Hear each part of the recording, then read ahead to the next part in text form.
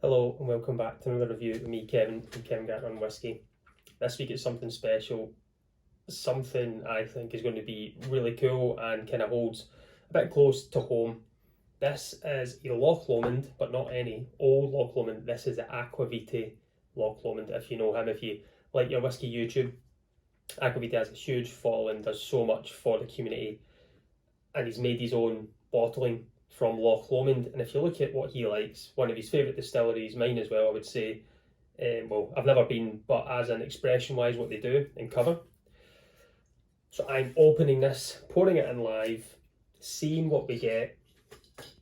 Roy is a cousin to me, so hopefully we still stay. Oh, listen to that. Family after. Right, get this in the glass first. Let's talk about this. It's a satisfying glug. Right. So Roy, Aqvavitae, 10-year-old, Loch Lomond, single cask, first fill bourbon, only 250 bottles. I was lucky to get my hands on one. Ordered it, I think, on the Tuesday evening and it showed up Thursday morning. 54.9% ABV, distilled 2011, bottled 2021. Or, sorry, it could actually be bottled this year, I don't know if it says. Yeah, bottled in 2022, so it's just not finished the cycle of what month it is to be an 11-year-old. First fill bourbon, Chardonnay, wine yeast is what we're using. I'm going to put this on just now. I don't want to get right into it. I'll have a wee bit to settle. So if we look at this bottle, it looks like Loch Lomond, but if we get close, hopefully we can see there's a little barfly, Aqvavitae barfly, and then there's the Aqvavitae logo itself. And then we go to the back. Shayla from Whisky Central has done the artwork for this as well. So there's a lot of community behind it, which I think is amazing.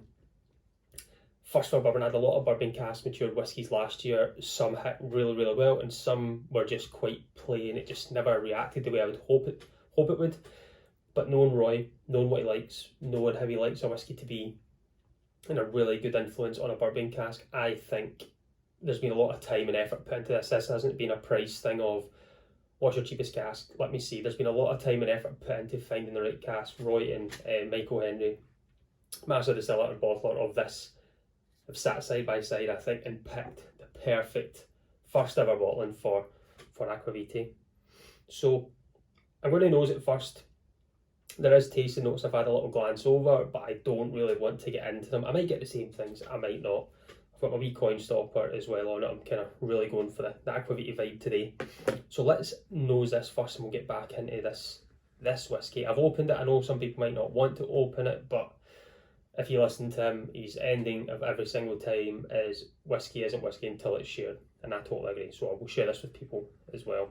So as we go back to this, 54.9% ABV, single cask strength, 250 bottles, first fill bourbon.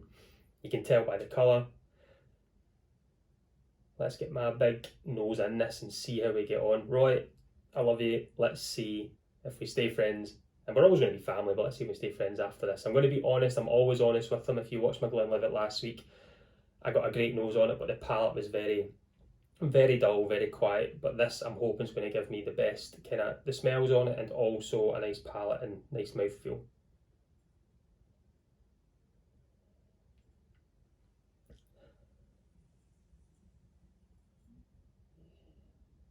I get a slight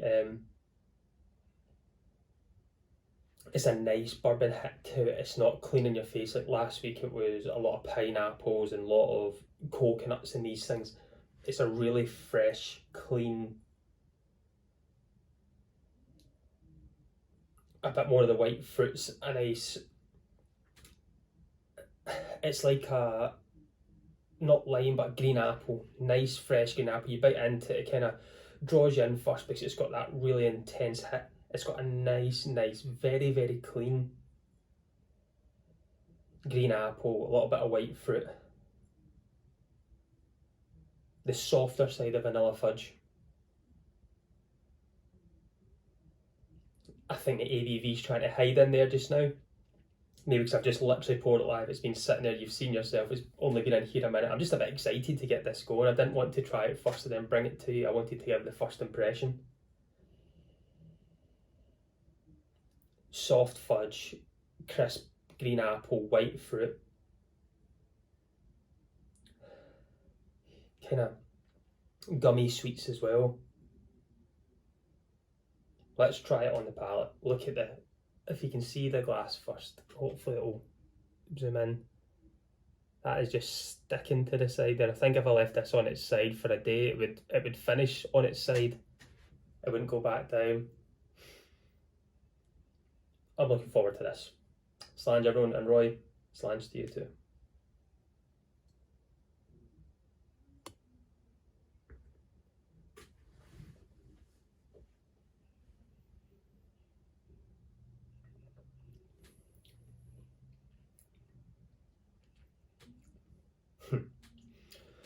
That's class.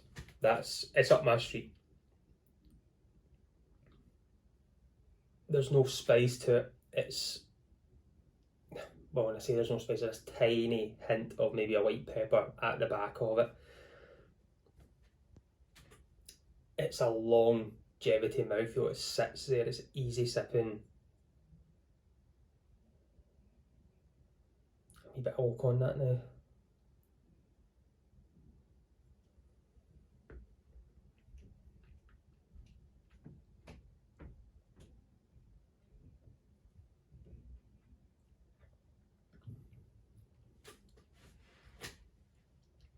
It's mouth-watering.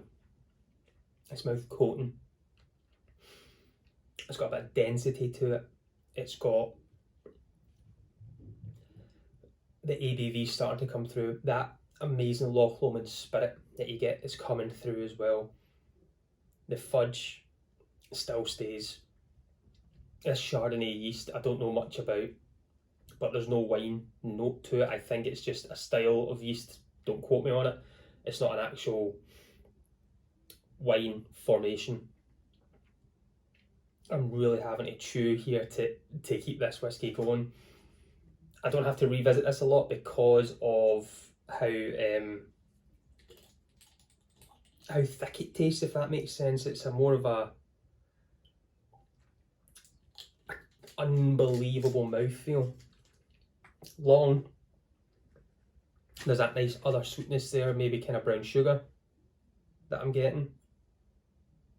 So a little bit of water there. I know sometimes water can change it, water really can't, but just having that it's brought out more of a kind of a nice oak.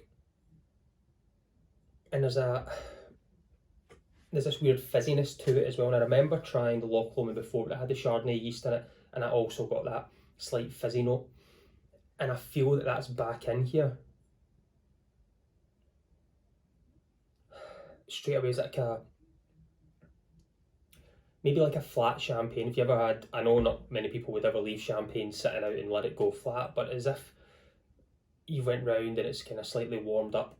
It's got that really nice fruity note to it, those stone fruits, white fruits, that little bit of apple, and there's that sweetness on top is definitely what I'm getting.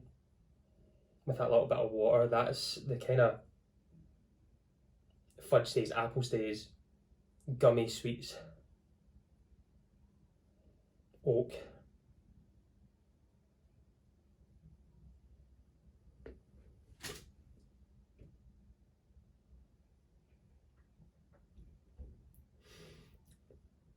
And I think now having that kind of fizziness on the nose is now telling my taste buds it's also on the palate. It's got this kind of thick density to it in a really, really good way. It is such a good mouthfeel. And you see, I can't speak quite a lot because I'm too busy trying to, the mouth's working to get it all gone, but it coats the mouth. Every taste bud's hit there, and it is this nice sweetness. It's not an overpowering sweetness, it's a very well balanced. And I think the bourbon cask which has been used here has been a very well put together cask which has interacted unbelievably well with the new make spirit, which is Loch Lomond. I'm not too sure if it's been, I know Loch Lomond have different styles of stills and things, but I'm not too sure what it is. But Michael Henry is an unbelievable master blender and puts stuff together well. And I know Roy's passion and what he has and what he's done for whiskey on a kind of YouTube scale or online scale, and also the online scale have listened and put it into procedures on the ground. So it also comes in this, a tube, which I get called quite a lot of the time. I get called a tube, but we'll get back to that. And it's got the same bit on it, the wee barfly, the Aqvavitae sign, and I think it's absolutely massive. You look at this is difficult to do, I would imagine. You know, it's a huge backing from itself, and you know, this is going to be hit or miss.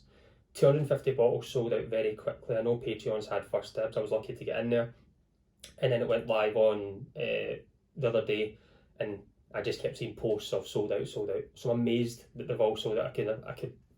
I know Roy would be sitting there thinking that, worrying that they won't sell, but I knew deep down these were going to sell very quickly. So I'm proud of you, big chap. I think it's amazing, and I hope we get to see more of this.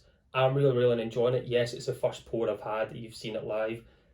I think this has a lot more to offer for me. I'm enjoying this. The mouthfeel is sensational on my part.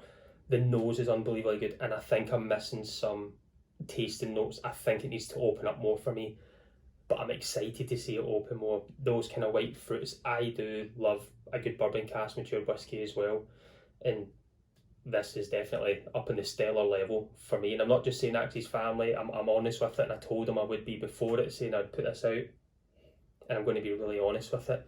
There's that kind of brown sugar now. The brown sugar's hitting again. It's an unbelievable nice sweetness. It is. It really is. The ABV, I do not get one bit. 54.9%. I don't get it. I love the layering. I love the back of it as well, what Sheila's done. Also, check into her YouTube channel, Whisky Central. She's phenomenal all the way in the States. And obviously, if you don't follow Roy, I'm pretty sure you do follow Roy, but make sure you get onto Aqvavitae and follow him. So, I'm going to go and sit back and finish this, maybe pour another wee dram, get myself to know it a little bit more. It's got all the information that we want on it as well. Date, year, non-chill filtered cask strength, how many bottles, cask number, traceability's there, you know. But I'm very happy with it. Roy, again, congratulations on doing this, and keep them coming. I'll be buying them. It's just under £70 for the bottle. Would you say that's slightly higher?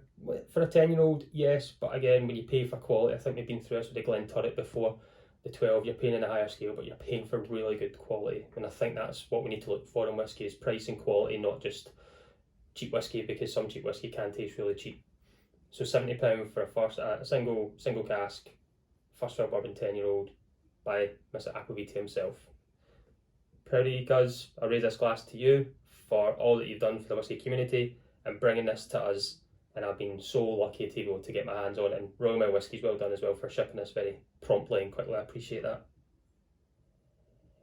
And a wee glass to Michael Henry for helping out the best as well. So everyone, I'm going to sit back, enjoy this as always, get to know it a little bit more, and I will start sharing this as well, because I know some people won't have their hands on it, and I'm more than happy to share this out. But as always, I've been Kevin from Kevin Grant on Whisky. Enjoy me next week, and let's talk whiskey. Sanj.